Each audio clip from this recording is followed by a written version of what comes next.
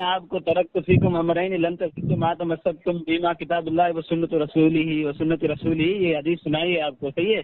آپ تو عبارت بھی پڑھ کے نہیں بتا رہے ہو، حضرت عمر سے بھائی روایت آپ ہے نے یہ یہ حدیث۔ سند نہیں پڑھی ہے نا، خالی متن پڑھا، سند پڑھے میں آپ کو راوی بتاؤں۔ کون سی سند نہیں پڑھی؟ آپ نے سند نہیں پڑھی ہے، ابن عمر سے شروع کیا، آگے سند پڑھے۔ بول رہے ہیں جو حدیث میں سے راوی کرا ہوا ہے وہ بھائی آپ راوی نے کون سند سا؟ نہیں پڑھی ہے نا، خالی حدیث پڑھی ہے، اگر آپ نے سند پڑھی ہوتی میں آپ کو راوی بتا دیتا۔ سند پڑھیں، شاباش، ہمت کریں۔ اچھا، آپ قرآن کو مانتے ہیں اطیع اللہ و اطیع الرسول؟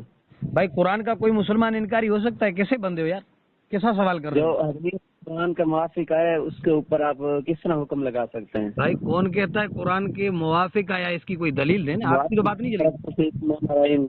وہاں پہ بھی اطیع اللہ اور بھائی اطیع راوی الرسول جو ہے نا، راوی دیکھے جاتے ہیں، احادیث پڑھی آپ نے، آپ نے قرآن کی آیت پڑھی ہوتی کوئی اعتراض نہیں کرتا، مرسل روایت پڑھی ہے، ہم بتا رہے ہیں بھائی راوی چھوٹا ہوا ہے، آپ سند پڑھ دیں۔ آپ سند کیوں نہیں پڑھ پا رہے؟ میری بات سنیں، اگر ہم نے سند نہیں پڑھی تو آپ کو کیسے پتا چل گیا یہ مرسل روایت؟ بھائی ہماری تحقیق ہے، ہم بتا رہے ہیں مرسل روایت ہے، آپ سند پڑھیں، ہم آپ کو بھی بتا دیں راوی۔ آپ سند کیوں نہیں پڑھ رہے؟ آپ کو نہیں پتا ہے نہیں، اگر مرسل آپ کی روایت ہے تبھی تحقیق سند نہیں پڑھ رہے ہیں نا، ہمیں بھی پتا ہے، تبھی آپ سند وہ کو چھپا رہے ہو۔ وہ خیانت نہ حدیث کرو تو آپ کو قرآن ہضم کے نہیں ہوگا۔ موافق ہو۔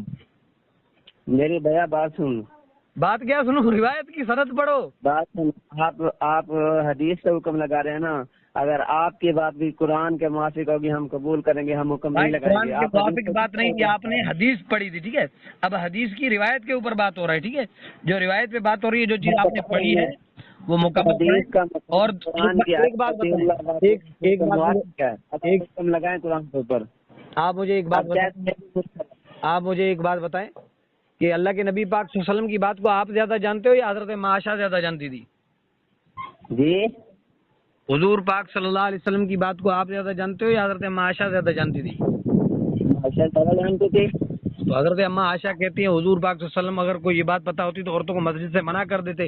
آپ نے وہ حدیث پڑھی ہے؟ کون سی؟ صحیح بخاری کے اندر ہے۔ کیا بات سنیں؟ عن عائشة قالت لو أدرك رسول الله صلى الله عليه وسلم ما أحدث النساء لمنعهن كما منعت نساء بني إسرائيل قلت لعمرة أو منعنا قالت نعم۔ اچھا، ترجمہ حضرت کریں اس عائشہ کا۔ فرماتی ہیں کہ اگر حضور پاک صلی اللہ علیہ وسلم کو ان حالات کا علم ہوتا جو عورتوں نے آج پیدا کر لی ہیں تو یقیناً حضور پاک صلی اللہ علیہ وسلم انہیں مسجد جانے سے روک دیتے، جیسا کہ بنی اسرائیل کی عورتوں کو روک دیا تھا۔ میں نے روکا تو نہیں نا؟ سے دریافت کیا کہ کیا بنی اسرائیل کی عورتوں کو روک دیا تھا؟ انہوں نے کہا جی ہاں، صحیح بخاری جلد نمبر 1 صفحہ نمبر 173 حدیث نمبر 869، کھول کے چیک کر۔ اچھا، ہاں اب آپ ایسا بولتے ہیں کہ مسجد میں یعنی کہ ایسے مسائل ہیں اور بازاروں وغیرہ میں نہیں ہیں۔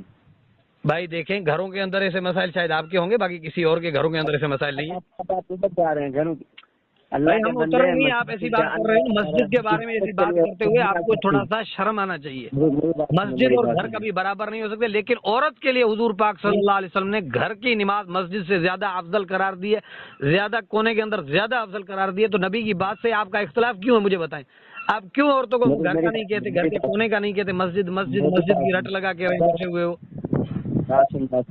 اگر عورتوں کی نماز گھروں میں زیادہ افضل ہوتی نا تو مہدی عائشہ اور کوئی عورت بھی مسجد میں جا کے نماز نہ پڑھتی نبی صلی اللہ حضرت علیہ وسلم کے اما پیچھے۔ یہ عائشہ میری کہتی ہیں کہ حضور پاک صلی اللہ علیہ وسلم کو اس بات کا پتہ ہوتا تو وہ منع کر دیتے۔ اب حضرت اما عائشہ حضور پاک صلی اللہ علیہ وسلم کے مزاج کے مطابق منع بتا رہی ہیں، آپ نہیں مان رہے؟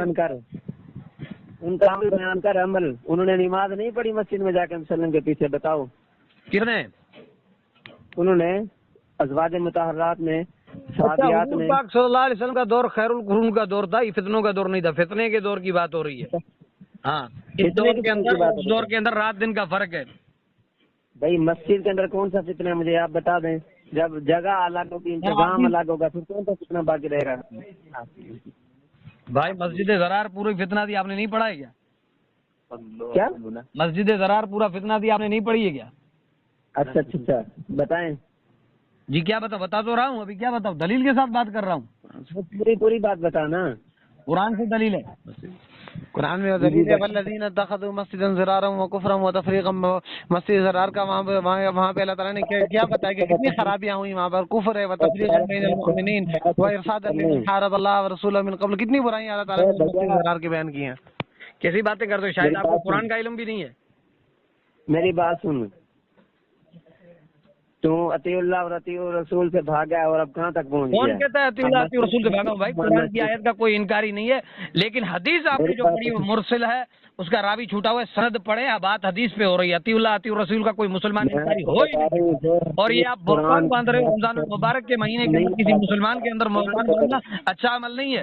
میں نے شروعات میں کہا کہ اطیع اللہ اطیع رسول کا کوئی مسلمان انکار کر ہی نہیں سکتا ہے، اور آپ بارہا بہتان باندھ، کیا آپ کے فرقے کے اندر یہی چیز سکھائی جاتی ہے؟ مسلمانوں پہ بہتان باندھنا، مسلمانوں پہ فتوے بجھاڑنا، مسلمانوں کو بدعتی کہنا، مسلمانوں کے اوپر کفر کے فتوے جاڑنا، اور کچھ سکھایا نہیں جاتا ہے؟